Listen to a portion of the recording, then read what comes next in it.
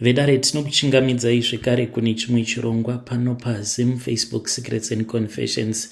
Tadzoka zvekare nemamwe mamessages. Regedzai tibva tapinda mumamessages edu atadzoka takakubatirai.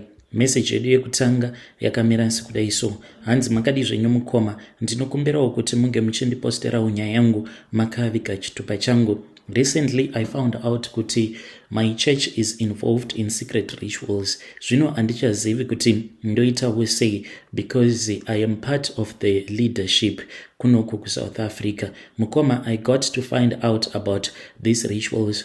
It was a mystery to me and revealed again, I think, by the Holy Spirit, and a mistake as well. Zuva iro randaka find out about these rituals, so pakasetwa calendar. We use a Google calendar because people are always flying in and out of South Africa, those that come from overseas to Zimbabwe, and we have a lot of them from Nigeria.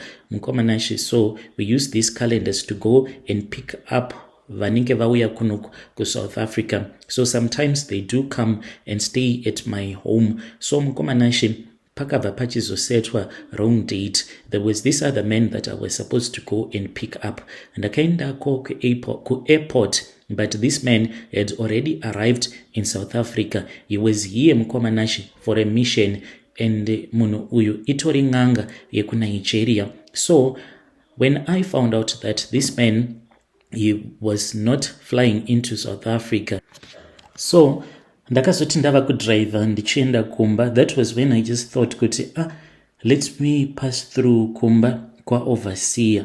Mkomanashi, it was a mystery as well as a mistake. Ndakabva ndazoenda kumba kwa overseer, ndichinosvika kuya I just entered Mukoma. That was when I heard strange noises and sounds that were coming from the house.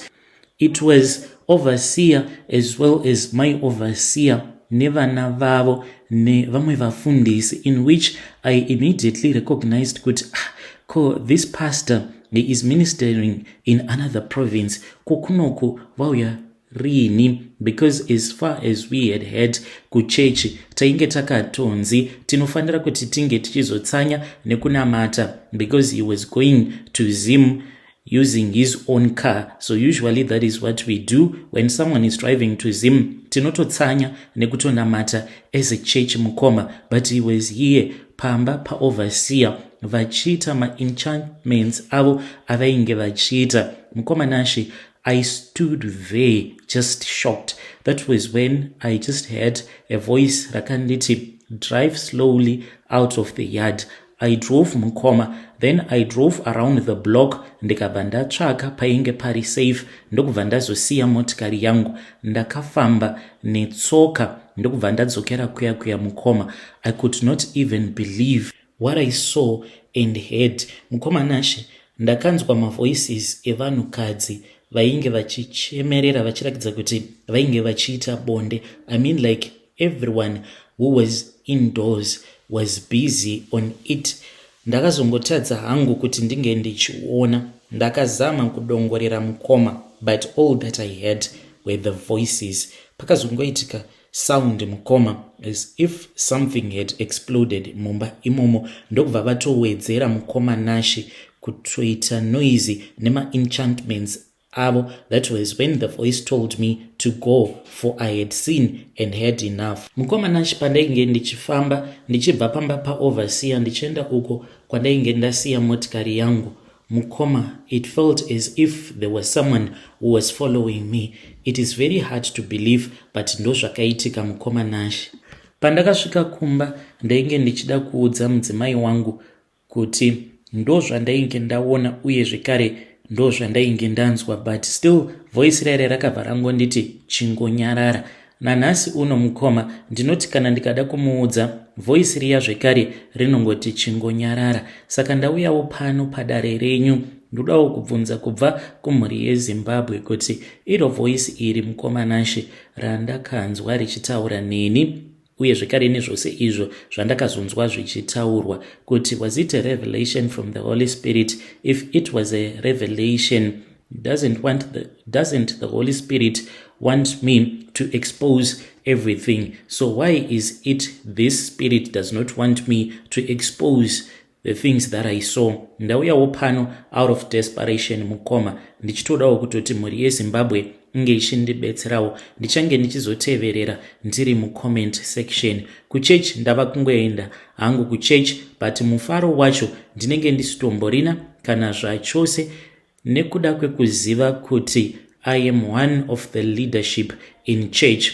but this is what has been exposed to me and I am staying quiet. Mweya wangu mukoma wakasungikana pese pandinenge ndiri kuchurch, ndinenge ndichinzwa ndakasungika. Please, when you post my story, ndizivisei, ndichange ndichizotevererawo ndiri mucomment section. Hey, vedare ndo message iyo yandakatumidzirwa ichibva kuna mukoma vedu avo. Ngatizamei kuti tinge tichitaura navo mukoma vedu ava mucomment section. Strange things indeed they do happen in this world. Zvakangoma hazvo vedu we. Regedzai tibva taenda panyedu inotevera. Nyedu inotevera yakamira sekudai so. Hanzi makadii zvenyu mukoma, ndinokumbirawo kuti munge muchindipostera nyaya yangu makavigawo chitupa changu. Ininiwo ndiri murume uye zvekare ndine makore 58 years ekuberekwa. Ndikutsvakawo vanokwanisa kundibatsira. Mukoma, ndikutsvaka basa, nyama dzangu dzava kurwadza. Ndakura kuti ndinge ndichiramba ndichingoita mabasa awo andiri kuita handikwanisi mukoma, but kuti ndige ndichidzokera kumusha hazviiti zvekare nekuti ndakapara mhosva. Mushure mekunge ndapara mhosva ndokubva tachizoburitswa on pardon. Takati taburitswa on a pardon ndokubva muri iya iyo yandakaparira mhosva ikabva yazobheja iyo ichiti kana mukomana tikangomuona tinomuponda. Zvakaitika mukomana ashe ndezvekudai so. Ndainge ndisingazivi kuti shamwari yangu ainge ava kuwirirana neimwe ng'anga iyi yainge itoriwo pakutotsvaka mahuman body parts. Mukomana ashe akabva achizondinwisa doro. Saka zvimwe zvose takazozviita mukudhakwa. Mukomana ashe iyewo takazoti tava kunotongwa paya akabva ati uyu muregererei nekuda kwekuti haana kana chaanoziva. Ndakatotanga ndatomunwisa doro ndokubva ndachizoenda naye. Mukomana ashe takatoponda munhu tikavhiya munhu tichita sekunge tiri kuvhiya mbudzi. Mukadzi uyu watakauraya iye aita zvekutengesa muviri wake mukoma, so takamutaimira achikechewa paya achiita sei. Ndokubva ndazotumwa nefriend yangu kuti ndinge ndichienda kunomukecha. So akatotanga ati handei kuchikebheni kwangu. Ndikabva ndati kwete, ngatitsvakei somewhere that is safe. Ko kana uine matsotsi anokwanisa kuzonditaimira akandibira mari yangu, ndichitozviita sekunge munhu ainge abva kunokorokoza. So takazoti tati fambei. Ndikabva ndati handichakwanisa, ndava kuda kumbotapudza huturu sezvo ndainge ndatomubheja zveusiku hwose. Mukomana ashe akabva abvuma ndokubva tatsauka paya. Takati tichingonotsauka, mukomana ashe friend yangu iyowo yainge ichiteverera kumashure ainge akabata tsvimbo ndokubva amurova netsvimbo kugotsi uku. Akangodonha but ainge achiri mupenyu mukoma, zvekuti apo patakazomucheka mazamu nesikarudzi yake ainge achiri mupenyu. Ndokubva ng'anga yacho yazosvika mukomana ashe, but hatina kuzombotora mazuva ndokubva tatosungwa paya. Mushure mekunge tasungwa takaendeswa kucourt. Friend yangu ikabva yazoudza magistrate kuti inini kunyange hangu I was part of it but I was innocent because ndainge ndakadhakwa. So ndakazoti ndabuda mujeri paya mukoma, ndopa ndakabva ndazonzwa zvichinzi hanzi ivo vainge vachitoti mukomana kana akangobuda mujeri nesuwo tiri kuzotomuponda. So chipoko chake mukadzi uyu ndaiwanzokuchiona pandainge ndichiri mujeri, asi kubva zvandakazobuda ndichizouyawo kuno kumukoma handina kana kuzombogara ndakachiona chipoko chake. Saka ndiri kuno kunyika yevatorwa mukoma, ndiri kungoitawo zvimabasa zvekiyakiya. Ndinoraramawo nemapeace job. Kune avo vanenge vachida kundibatsira, please ndibetsereiwo. Ndiri kungotsvakawo basa, please help me. Handikwanise kuti ndige ndichidzokera kumusha even though nyama dzangu ndava kunzwa kuti munyama hazvichadi, zvava kuda kuti ndige ndichidzokera kumusha ndinogara.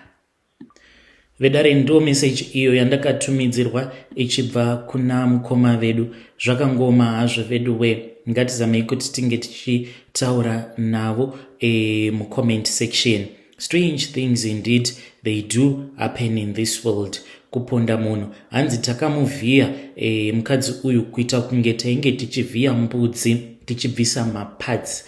Mukuzonotaura navo ivo vainge vachiti hanzi paya panourawa munhu kana kuri kunzi munenge muchida kuzotora maparts ake, munofanira kutora maparts acho iwawo munhu uyu asati afa, so that ange achizonzwa pain. Hanzi pain yaanenge achinzwa ipapo pamunenge muchimuvhiya muchitora maparts ake, hanzi ndo konzeresa kuti munhu uyo wacho anozonoshandisa maparts, mishonga yacho inge ichizoshanda, that human suffering. Strange things indeed they do happen in this world. Rekedzai tibva taenda panyedu inotevera. Nyedu inotevera yakamira sekudai so. Hanzi makadi zvenyu mukoma, ndinokumbirawo kuti munge muchindiposterawo nyaya yangu makavikawo chitupa changu. Inini mukoma Nashi ndiri murume uye zvekare ndine makore 30 years ekuberekwa. Mukoma Nashi nditori muami, but I want to tell you the truth. Zviri kundiitisa mari mukoma,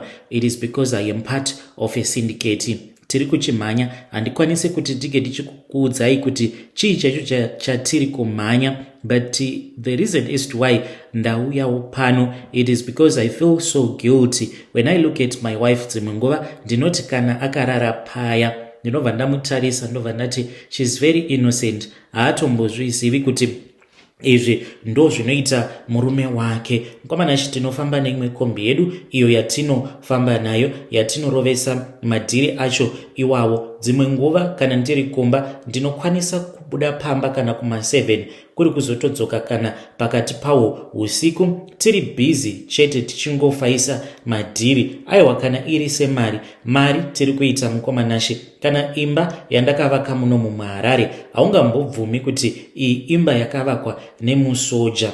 Kana mukaposta nyaya yangu ndizivisei, ndichange ndichizotevererawo ndiri mucomment section. Vedare ndo message iyo yandakatumidzirwa ichibva kuna mukoma vedu. Zvakangoma hazvo vedu we, hanzi tiri pakutsvaka mukoma Nashi. Rekedzai tibva taenda panyedu inotevera.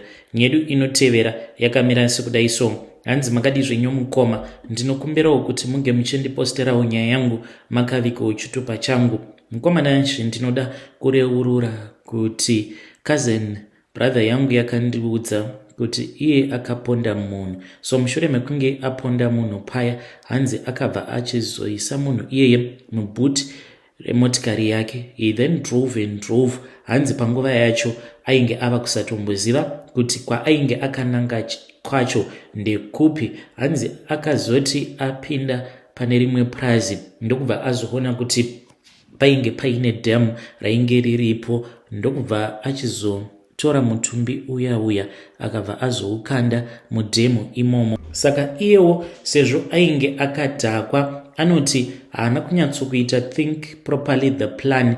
Chake chaakangoita ndechekuti akangonokanda mutumbi wacho iwoyo mudhemu. Hanzi ndokubva wazopapamara pamusoro pemvura, mutumbi uyu ukachizoonekwa manje, but iye hake haana kana kumbogara akabatwa. So mukoma ndiyo secret yangu.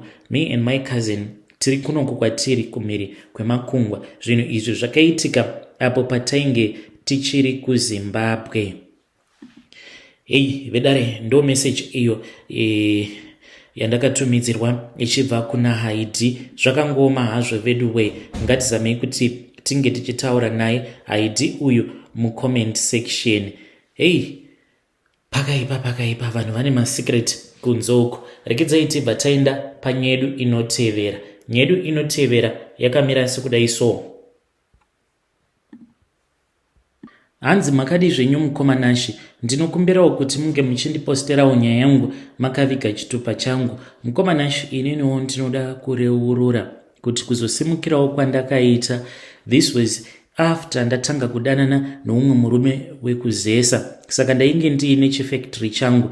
Akabva achizouya mukoma mazuva acho iwawo. Handiti munongoziva kuti kana muchangotanga kungodanana murume anenge achida kuprova a point kwauri. Munhu akauya mukoma nashi ndokubva asota zvinhu zvake ndokubva ndatanga kushandisa magetsi. Ndingangoti magetsi mukoma ndakamashandisa for free for more than 10 years ndichingoshandisa magetsi zvekuti profit yangu mukoma yainge yakawandisa. Vanhu vazhinji vainge vachiitawo basa randainge ndichiita vazhinji vakapera kubroka. Ko inini ndaigobroka nei? Because I was just using electricity for free.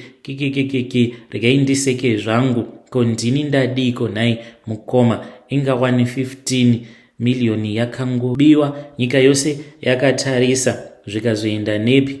Ko mukoma isu handiti tinenge tichida kuti tinge tichiwanawo zvinotiraramisawo here? Mukoma, please post my own story. Vedare ndo message iyo yandakatumidzirwa ichibva kuna vanzvadzi vedu. Ngatizamei kuti tinge tichitaura navo vanzvadzi vedu ava mucomment section. Regedzai tibva taenda panyedu inotevera. Nyedu inotevera yakamira sekudai so. Hanzi makadi zvenyu mukoma, ndinokumbirawo kuti muge muchindiposterawo nyaya yangu makavikawo chituba changu. Ininiwo ndinoda kureurura kuti ndine imwe mbinga iyo yandiri kufambidzana nayo. Iyi manje yaava kundiudza handifunge kuti ndinozvigona ini. Last time when I spoke with him akabva achizoti kwandiri, baby ndoda kuti unge uchindibatsira. Ndikati anything for you love I can do it. Akabva ati nyaya iripo ndeyekuti inini ndakaendawo kun'anga ndichida kunosimbisiwa ndokubva ndazopiwa chakati nechakati. Are you okay with that? Ndikabva ndazoti yes, I am okay with it. Zvino mukoma nashe akabva azoti anoda kuti ndinge ndichizomubatsira pakunozadzikisa mhiko dzake. Manje mhiko dzake ndedzekuti anofanira kuti ange achizomborarama sechibhonda mukoma for about a week. Ndiri muno muSouth Africa mukoma, nayo mbinga yangu iyi iri muno muSouth Africa. Sure ndingazoonekwa ndava kuita sechibhonda nai zvinoitawo here nai vanhu vaMwari, asi iye ari kuti ndo zvacho zvinokwanisa kutozondichinjira upenyu hwangu mushure mekunge ndamubatsira kuzadzikisa mhiko idzi. Please advise me on what am I supposed to do. Akati tinongoenda kunzvimbo yekuti hakuna anenge achikuziva uye zvikari neniwo hapana anenge achindiziva. Ndikabva ndati zvino kana tikararama sema-street kid kwautyi here kuti ndinokwanisa kuzobatwa chibharo usiku? Akati kwete, zvinhu zvangu in which I'm sure kuti zvikwambo zvake hanzi ndo zvinenge zvichitichengetedza apo patinenge tiri. Hakuna kana anombokwanisa kukubata kana kundibata as long as tichizadzikisa mhiko dzacho idzodzo. Must I do this? Kana kuti he has to do this alone. Iye paakanotora zvinhu izvi handiti ndainge ndisipo, so why does he want me to be there? Hey, vedare ndo message iyo yandakatumidzirwa ichibva kuna vanzvadzi vedu. Ngatizamei kuti tinge tichitaura navo vanzvadzi vedu avo. Hanzi am I supposed to be there? Yes, of course you are supposed to be there. Handiti uri kudya mari yeurombwa here? Saka munofanira kutoti munge muchitobatsira baba kuzadzikisa mhiko dzavo. Ngatitaurei naye mwanasikana uyu mucomment section. Hanzi tinenge tichingoita kunge vananyaupe for 1 week. Pakaipa. Ngatisanganei zvekare mune zvimwe zvirongwa zvinotevera.